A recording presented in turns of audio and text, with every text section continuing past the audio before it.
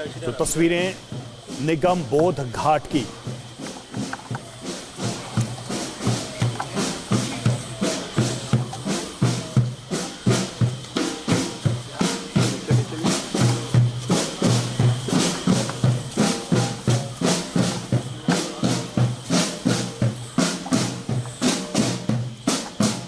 सेना के विशेष धुन के साथ पूरे राजकीय सम्मान के साथ अंतिम संस्कार की यह प्रक्रिया शुरू हो चुकी है। और देखिए, यह बहुत ही गौरव का पल होता है किसी भी भारतीय के लिए जब वो इस देश की सेवा करके इस दुनिया को अलविदा कह रहा होता है, तो पूरा देश उसे इस तरह से सलाम कर रहा होता है। जब तिरंगे में लिपट कर वो इस दुनिया से जा रहा होता है तो ऐसा लगता है कि उसके जीवन यात्रा का जो अर्थ था वो पूर्ण हुआ। मनमोहन सिंह की ये आखिरी यात्रा, ये तस्वीरें यही बयां कर रही हैं।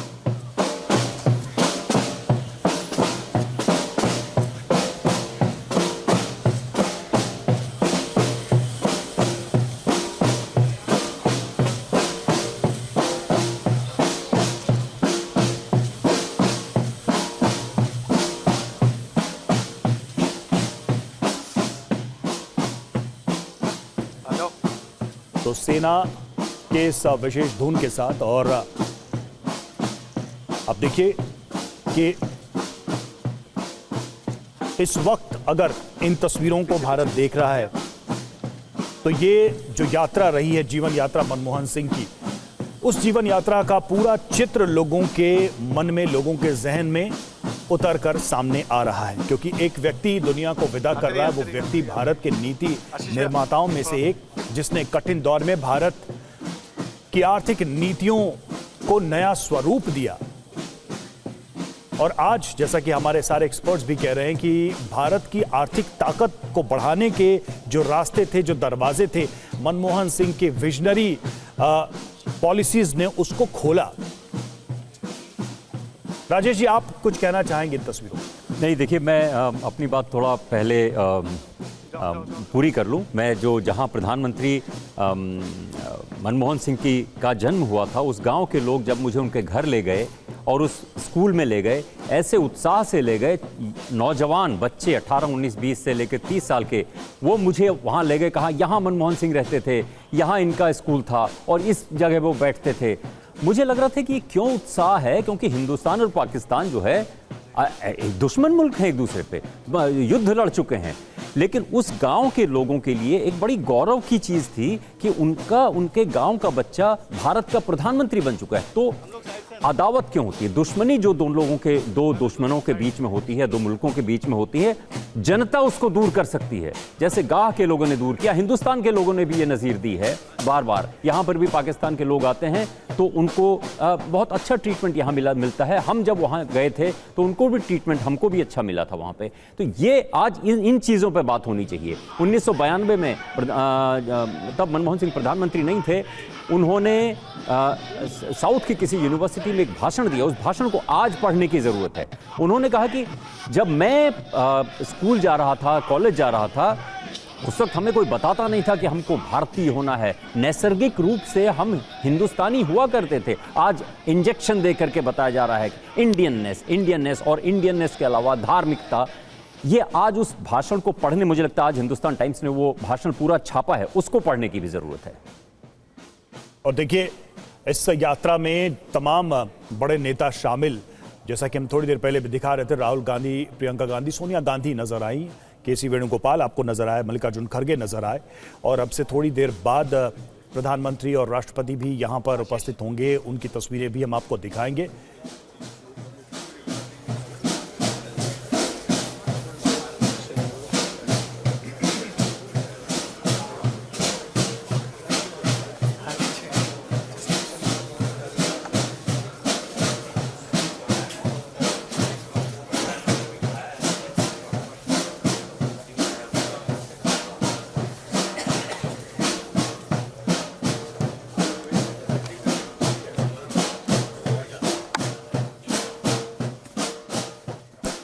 सीधे चलेंगे आमोद राय के पास, जो कि निगम बोध घाट पर मौजूद है। आमोद, हम देख रहे हैं कि सेना के तमाम अधिकारी जवान कदम ताल करते हुए शोक धुन के साथ मनमोहन सिंह को अंतिम विदाई दे रहे हैं और ये उनके अंतिम संस्कार की कह सकते हैं कि प्रक्रिया शुरू यहां हो चुकी है। जब हम राजकीय सम्मान की बात करते हैं तो इसका क्या अर्थ है आमोद? क्या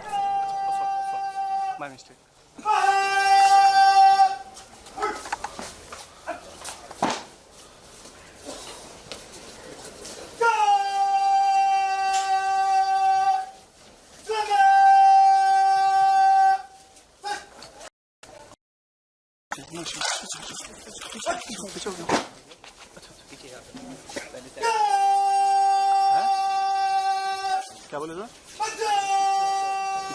तो पूर्व प्रधानमंत्री मनमोहन सिंह का पार्थिव शरीर आप देखिए निगम बोध घाट पर लाया जा चुका है और वहां पर आपको प्रधानमंत्री नरेंद्र मोदी, अमित शाह, तमाम बड़े नेता, किरण रिजिजू, सरकार के तमाम बड़े चेहरे आपको दिखाई दे रहे होंगे। और इस यात्रा में अगर देखें तो आरंभ से कांग्रेस के तमाम बड़े नेता आपको नजर आ रहे होंगे। मनमोहन सिंह का अंतिम संस्कार, जैसा कि ये जानकारी दी गई भी थी कि 11:45 के आसपास ये अंतिम क्रिया शुरू की जाएगी और अब वो समय भी आ रहा है करीब जब नम आंखों से सभी डॉक्टर मनमोहन सिंह को विदा कर रहे हैं। पूरे राजकीय सम्मान के साथ पूर्व प्रधानमंत्री को ये अंतिम विदाई दी जा रही है, आखिरी सलामी दी जा रही है। वो व्यक्ति जिसने पूरा जीवन देश की सेवा के लिए खपाया, लगाया और अलग अलग भूमिका में देश की सेवा करते रहे, वो व्यक्ति आज अपनी अंतिम यात्रा में निकला है तो पूरा देश नम आंखों से उन्हें अंतिम विदाई दे रहा है। ये तस्वीरें निगम बोध घाट की।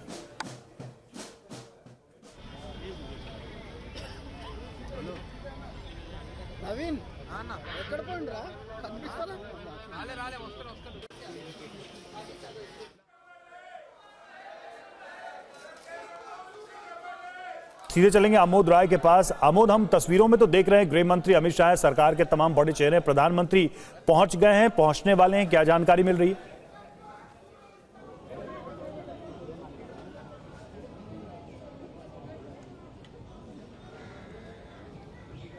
उस पर पैच करो। लगता है आमोद से संपर्क नहीं हो पा रहा, हम दोबारा कोशिश करेंगे उनसे संपर्क करने की। फिलहाल ये आपको हम निगम बोध घाट के अंदर की तस्वीरें दिखा रहे हैं जब प्रधानमंत्री मनमोहन सिंह की जो कांग्रेस दफ्तर से लेकर निगम बोध घाट तक की जो यात्रा थी वो यात्रा पूरी हुई। निगम बोध घाट पर उनका पार्थिव शरीर रखा जा चुका है और देखिए अब थोड़ी देर में जो अंतिम क्रिया होती है उसको भी आरंभ किया जाएगा। यहाँ पर कीर्तन भी किया जा रहा है और अंतिम कीर्तन किया जा रहा है मनमोहन सिंह के लिए। आमोद राय हमारे साथ जुड़ चुका है। आमोद, आवाज अगर आपको आ रही हो, प्रधानमंत्री आ गए हैं या आने वाले हैं, कुछ जानकारी मिल रही है?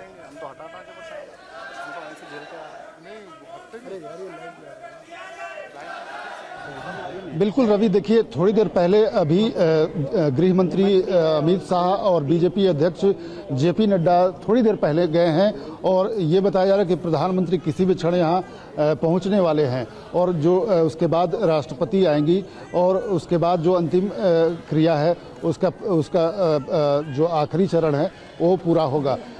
थोड़ी देर में अब से करीब अगले 4 से 5 मिनट में प्रधानमंत्री, राष्ट्रपति, सारे लोग यहाँ मौजूद होंगे और उसके बाद डॉक्टर मनमोहन सिंह के पार्थिव शरीर को उस जगह पर ले जाया जाएगा और उनके शरीर पर जो एक राजकीय सम्मान के साथ जो रैत है उसको चढ़ाया जाएगा, उसके अंतिम विदाई दी जाएगी और उसके बाद ही अरदास पढ़ा जाएगा। जो अंतिम अरदास पढ़ा जाना है उसके बाद पढ़ा जाएगा और इस प्रकार उनकी अंतिम विदाई दी जाएगी।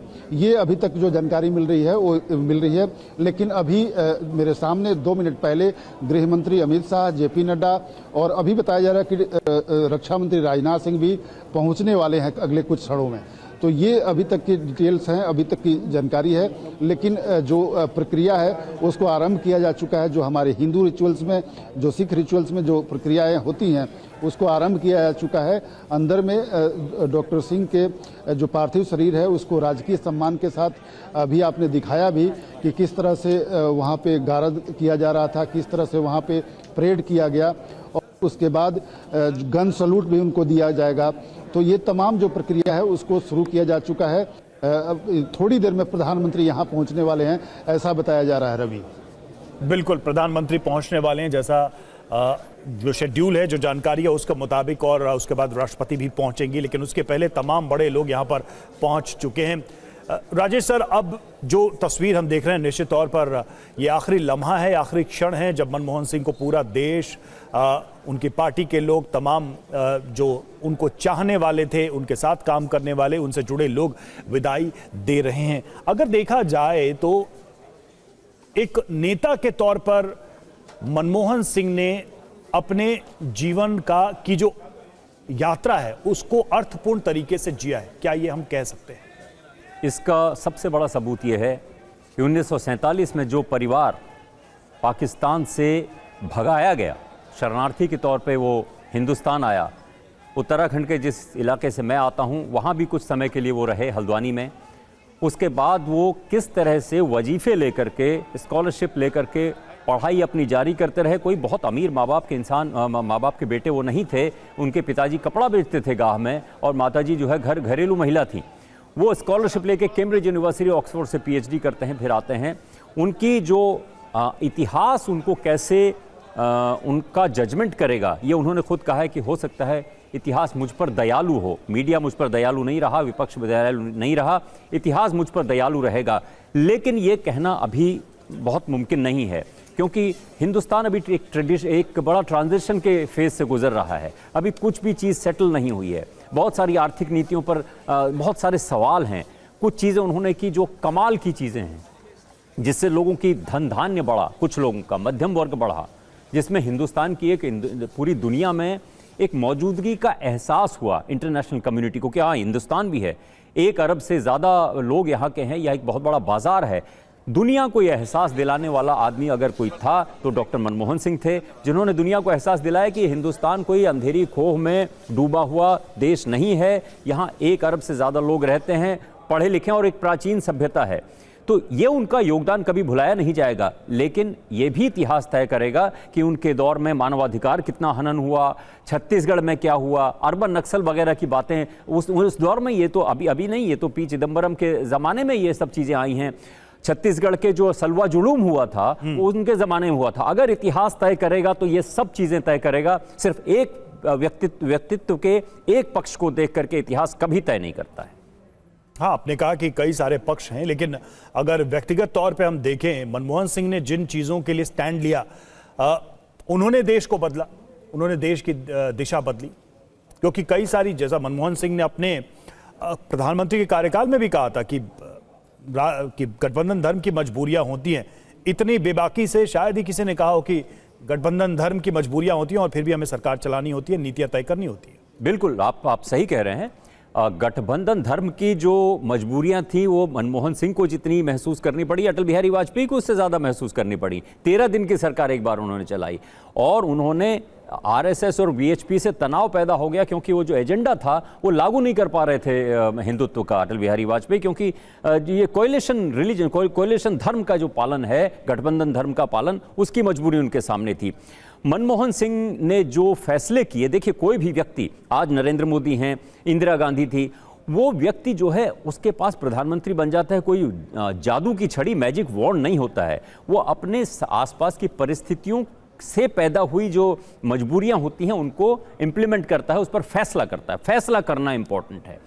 तो जैसे नरेंद्र मोदी को बताया जाता है कि वो फैसला करने वाले व्यक्ति थे, मनमोहन सिंह के बारे में ये नहीं कहा जाता था। मीडिया उनको बार बार ये कहता था कि वो पॉलिसी पैरालिसिस है। लेकिन वही मनमोहन सिंह जब यूनाइटेड स्टेट्स अमेरिका के नज़दीक भारत को लाना चाहते थे तो उन्होंने अपनी सरकार दांव पे लगा दी। वामपंथी कम्युनिस्ट पार्टियों से कहा, अगर आप सरकार से समर्थन वापस लेना चाहते हैं तो लीजिए, सो बी इट। लेकिन भारत और अमेरिका के बीच में न्यूक्लियर जो डील होनी है वो होके रहेगी, और वो होके रही, उनकी सरकार गई भी नहीं। कुछ मौके ऐसे आते हैं जब नेता को ये तय करना होता है कि या तो वो कोएलिशन धर्म में उसमें फंसा रहे, कोई फैसला ना करे। आप उनसे सहमत हो सकते हैं, असहमत हो सकते हैं, आप ये कह सकते हैं कि अमेरिका की से डील जो है हिंदुस्तान को क्या मिला, या हिंदुस्तान अमेरिका के नज़दीक आके क्या हासिल कर लिया है। लेकिन जो फैसला उन्होंने किया उस पर अडिग रहे। वो उस वजह से ये कहना बहुत गलत है कि वो फैसला करने वाले प्रधानमंत्री नहीं थे।